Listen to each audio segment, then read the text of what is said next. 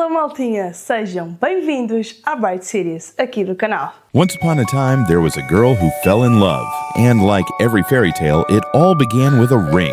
She dreamed of the perfect dress, the perfect flowers, and the perfect day. A day filled with love, laughter, and a little bit of magic. But planning a wedding isn't always a fairy tale. There are decisions, surprises, and a little bit of chaos along the way. And this is the story of the journey to I Do. Ora bem, então, para quem não me conhece, sou a Maria Rita Gomes, tenho 28 anos, acabadinhos de fazer e acabei de casar. Esta série é essencialmente para futuras noivas e também para quem já casou e até que possamos partilhar alguns testemunhos dos quais eu adoraria receber, porque efetivamente se eu casasse hoje havia algumas coisas que eu tinha mudado, confesso, porque havia algumas coisas que eu melhorava, aprimorava, ok? Coisas hoje que talvez eu me identificasse mais no presente do que propriamente, portanto, há um mês atrás. Eu sentei-me aqui num sítio mais tranquilo, porque eu acho que falar sobre o casamento também merece tranquilidade. Estamos a preparar durante um ano inteiro ou um ano e meio um casamento e depois ele passa assim. E então há coisas que, ou seja, merecem a nossa atenção, especialmente esta parte do casamento. Então eu vou dividir a série por vários episódios. Acho que num primeiro episódio é importante falarmos sobre a quinta, a igreja, e o processo civil e o processo religioso, porque são dois tipos de processo que se processam de maneiras diferentes, ok? Então, em primeiro lugar, se vocês optarem por escolher o processo religioso, ou seja, casarem na igreja, antes de escolherem qualquer quinta, é importante escolherem sempre a igreja e irem sempre falar primeiro com a igreja. Foi isso que nós fizemos. Confesso que o Léo pediu-me, portanto, em noivado a 2 de dezembro, ou seja, nós basicamente ficámos um bocadinho ali durante um mês inteiro a marinar qual é que seria a data melhor. O Léo pediu-me e disse mesmo, fica a data ao teu critério, porque eu não tenho uma data especial. Eu, por acaso, se eu casasse em 2026, tinha uma data especial que seria, e que foi a data do nosso casamento, no dia 27 de junho de 2026. Mas isso eu já passo a explicar. Primeiro ponto, nós tivemos ali alguma dificuldade, primeiro em marcar a igreja, porque nós decidimos, e como eu estava, portanto, em pausa letiva, seria pertinente marcarmos na última semana do ano de 2024, mas com as questões todas dos horários e datas especiais, que seria então entre o Natal e a passagem do ano, seria um bocadinho complicado. E então tentámos ir lá logo no início do ano, mas que também foi sem sucesso. Nós só marcámos o casamento na segunda semana de janeiro, o que para nós também não era problemático, porque nós só queríamos casar em 2026. Então, fomos à secretaria, portanto ao secretariado da paróquia de Santarém e, ou seja, tivemos a falar muito abertamente com a secretária, com a Dona Cristina, que, by the way, super querida, super atenciosa, e verificámos que a data, portanto, a nossa data estaria disponível. Só tínhamos ali um senão, que era, nós queríamos o seminário, portanto, a Sé de Santarém, mas a Sé de Santarém, em junho, ainda recebe alguns eventos, portanto, religiosos.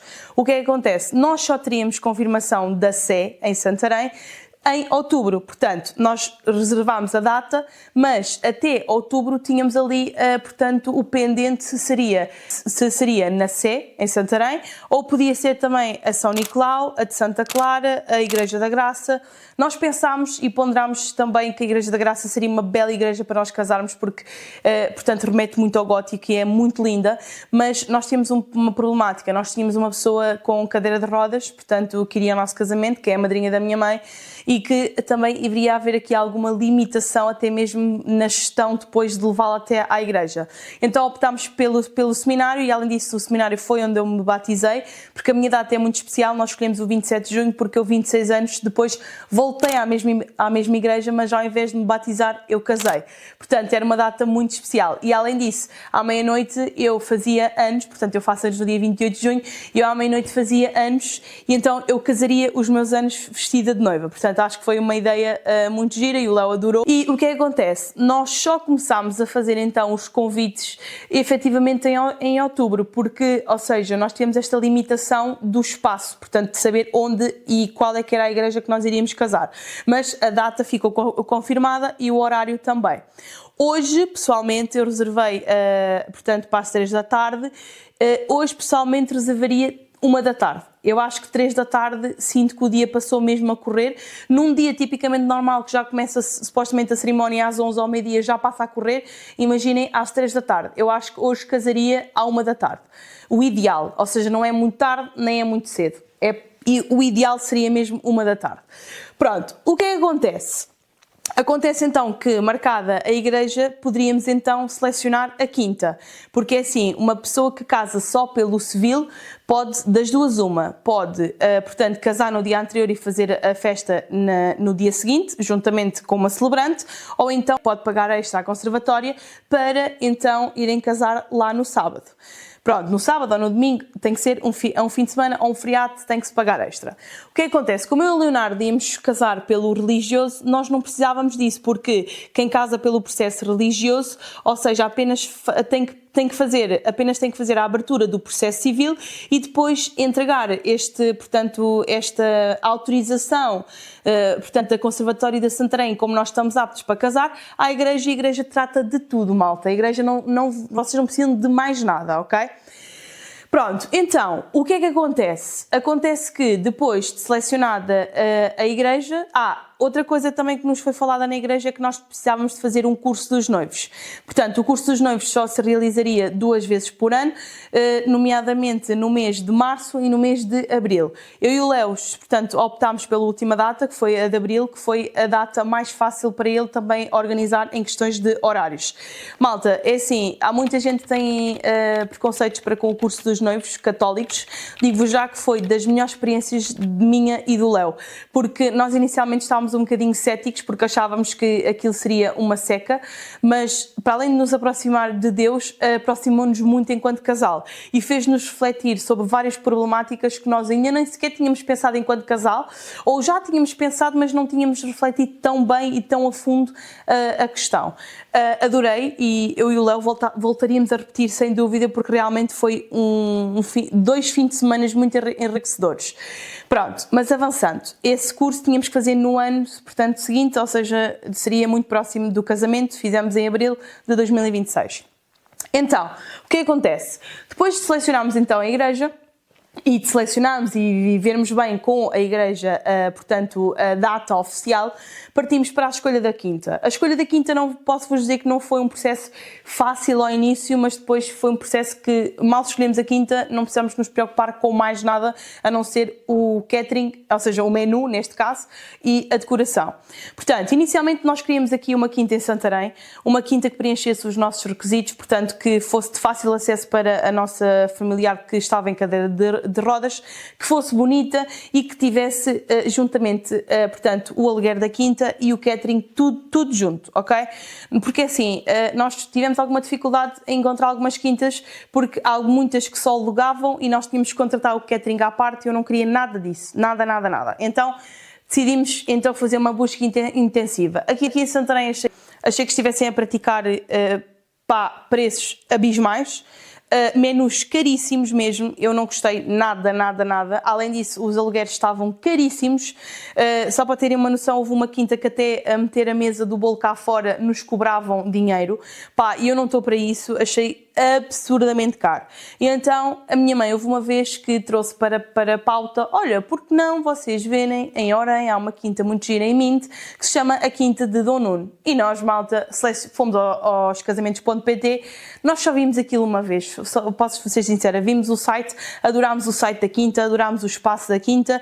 A quinta tem 3 salas, que é a Beato Nuno, a Serra de Aire e a Rochedo. Nós decidimos, e nós, enquanto casal, antes de irmos ver a quinta, nós íamos sugerir a Serra de Aire e Candeeiro, porque realmente era uma sala muito bonita, mas depois verificámos que, quando chegámos à quinta, verificámos que era a única sala disponível, portanto, quer nós queiramos, quer não, teríamos sempre aquela sala, porque era a única sala disponível para aquela data. Portanto, nós levámos a quinta em janeiro de 2025, malta, e já havia casamentos para junho de 2026 marcados, portanto, vejam só, provavelmente já estariam marcados em 2024. Pronto, o que acontece? Nós marcámos pelos casamentos.pt, nós não nos guiámos nada pelos casamentos.pt, a única coisa que nós nos guiámos foi efetivamente entrar em contacto com os fornecedores nos casamentos.pt, não recomendo o site, a não ser mesmo para, portanto, reservar os contactos ou para recolherem os contactos e entrarem em contacto com os fornecedores, porque a partir daí tudo via WhatsApp ou chamada telefónica. Pronto, porque assim, a disposição que eles têm nas plantas do casamento.pt é uma treta, porque a Quinta é que tem a sua planta específica, portanto, antes de vocês querem pensar em fazer plantas e whatever, no casamento.pt têm que sempre comunicar as coisas à Quinta e falar com a Quinta. Pronto. O que é que acontece? Nós fomos fazer então, entrei logo em contacto com a Quinta do Nuno, foram super prestáveis, muito rápidos, e na semana seguinte fomos logo fazer a visita, portanto, neste caso, no final do mês de janeiro, fomos logo fazer a visita à Quinta de Dom Nuno. Entramos lá, vimos o espaço, quisemos logo falar e reservar, portanto, a data, porque realmente encontramos uma wedding planner, que é a wedding planner da Quinta Dom Nuno, que é a Tatiana.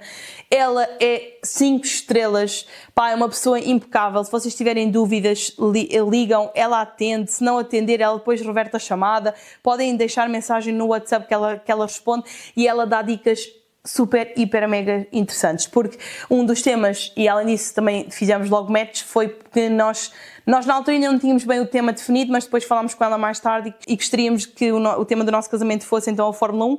Ela também é amante de Fórmula 1, então fizemos logo ali um match, foi impecável, adorei. Pronto, e digo-vos já que foi a melhor quinta que eu já tive em algum casamento, e não foi por ser o meu, mas foi a nível de menu, a nível de qualidade de preço, foi fenomenal. Não acho nada caro os preços que estão a praticar para as quintas que estão aqui ao nosso redor, e digo-vos já que foi, opá, não há descrição. Desde a decoração, desde, portanto, o menu, desde o buffet. Eu só recebo pontos positivos no meu casamento inerente à Quinta, e toda a gente adorou a Quinta, e a Quinta tem um espaço muito particular que é sombra, ou seja, para quem casa no verão, a Quinta tem vários espaços à sombra, as pessoas nunca estão ao sol, e eu digo-vos já que é impecável.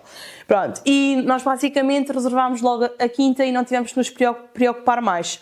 E é assim, malta, o que é que acontece? No ano de 2025 nós fomos sempre contactando os fornecedores, foi só literalmente um ano de contactar fornecedores, e só nos começámos a mexer com a decoração, ou seja, efetivamente a partir de setembro, porque até lá vocês, na minha opinião, vocês devem sempre contratar os fornecedores, portanto, durante os primeiros 5, 6 meses, falar logo com todos os fornecedores que vocês querem, com a máxima antecedência, porque também quanto mais tempo reservarem, mais tempo têm para pagar, porque imaginem, vocês não têm que pagar logo tudo de uma vez, geralmente pedem-vos 10 ou 20% do valor, portanto total, e vocês depois podem ir pagando, e foi assim que eu e o Léo fomos fazendo, e chegámos ao dia do nosso casamento com os melhores fornecedores, e com a certeza que contratámos os melhores dos melhores, quer seja a nível da igreja, quer seja ao nível da quinta, ao nível dos fotógrafos, ao nível da animação, quer ao nível também da decoração,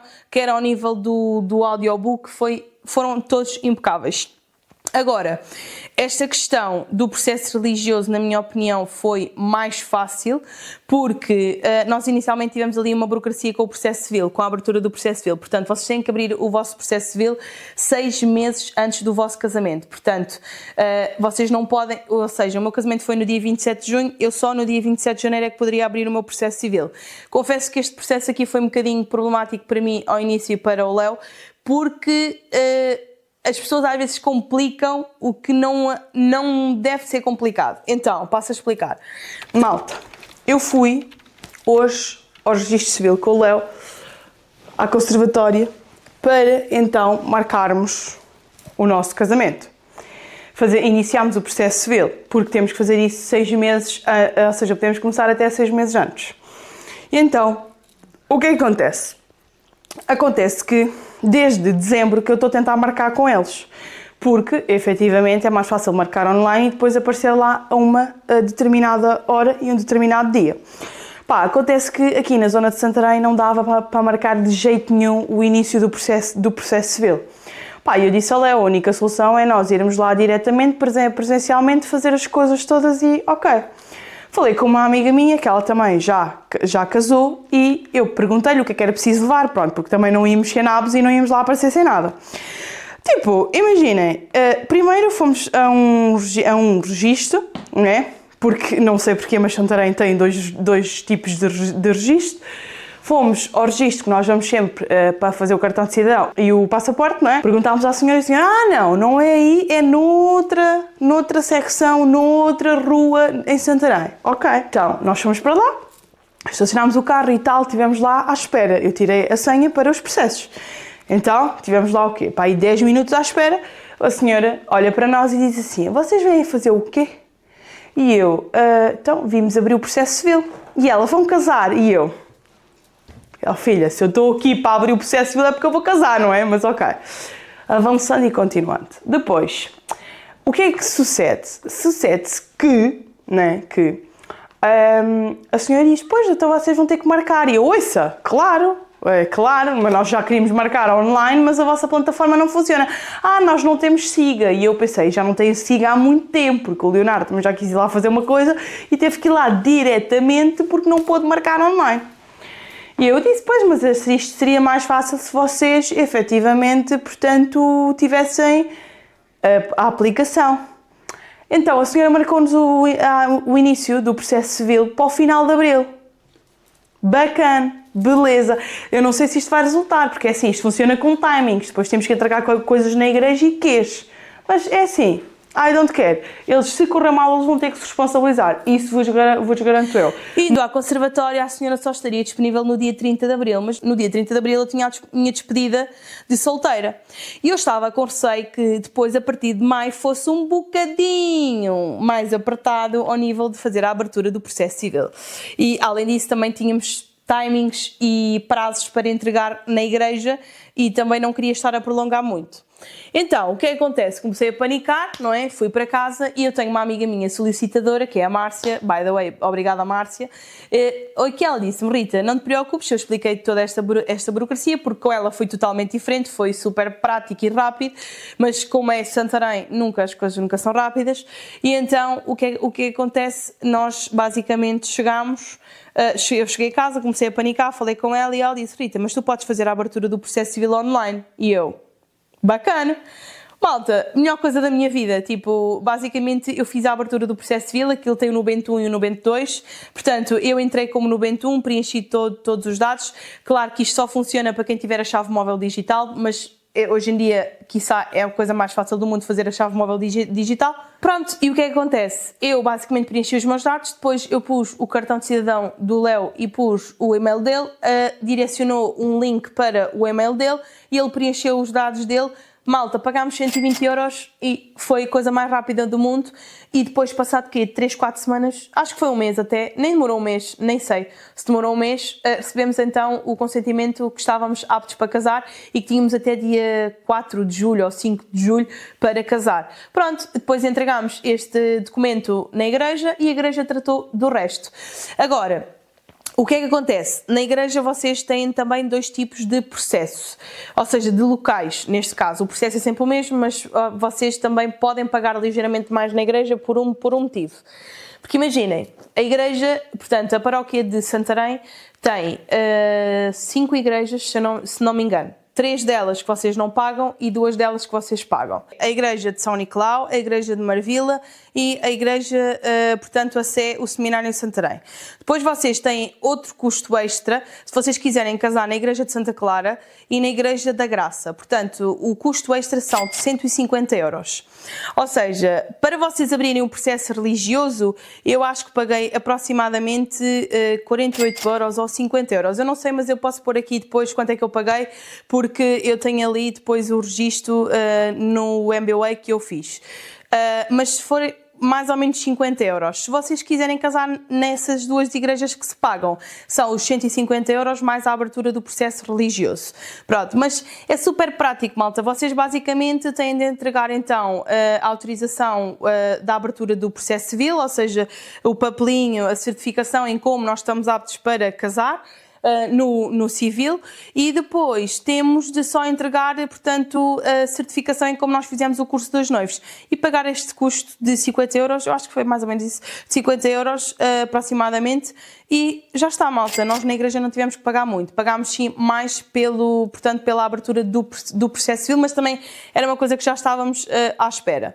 E foi isto, malta, ou seja, nós não tivemos grandes problemáticas inicialmente na igreja e na quinta foi mais com questões da decoração, que nós tivemos um bocadinho mais problemática, porque efetivamente foi o que nos deu mais trabalho, foi a parte da decoração e que geralmente dá sempre mais trabalho. Mas acho que vocês vão gostar imenso desta Bride Series e eu quero mesmo ajudar futuras noivas e até mesmo partilhar experiências de pessoas que já casaram, porque efetivamente, eu digo-vos, o meu casamento correu na perfeição, eu adorei, claro que havia coisas que podia ter corrido muito melhor, porque com a pressa e com a pressão correu, portanto, tudo em cima do joelho, mas na minha opinião era um casamento que eu voltava a repetir, hoje de forma diferente, porque já passei por coisas que se calhar poderia não ter passado ou poderia ter vivenciado de outra forma, uma delas a questão do horário, acho que à 1 da tarde era, portanto, o ponto ideal. Nós na altura optámos por ser uma cerimónia, portanto, às 3 da tarde, porque tínhamos pessoas que vinham de muito longe e então algumas só chegavam de manhã cedo a Santarém e há outras que chegavam muito próximo da hora combinada. Portanto, tínhamos pessoas que vinham de avião, tínhamos pessoas que vinham do norte, tínhamos pessoas que vinham de Chaves, tínhamos pessoas que vinham de Ancião, muito longe, pronto.